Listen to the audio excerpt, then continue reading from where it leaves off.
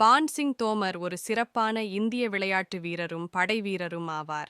அவருடைய வாழ்க்கை விளையாட்டிலிருந்து கிளர்ச்சிக்கான ஒரு திருப்புமுனையாக மாறியது.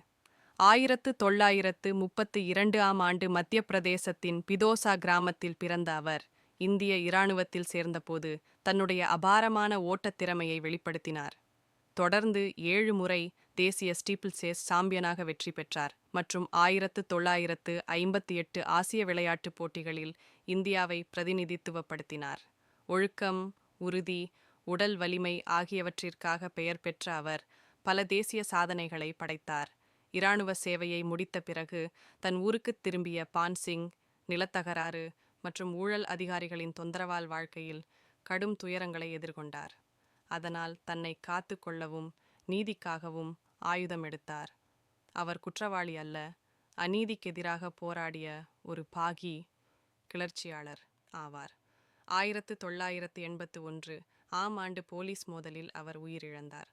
பல ஆண்டுகள் கழித்து அவரது ஊக்கமூட்டும் ஆனால் வேதனையூட்டும் வாழ்க்கை வரலாறு 2012 ஆம் ஆண்டில் வெளிவந்த பான் சிங் தோமர் திரைப்படத்தின் மூலம்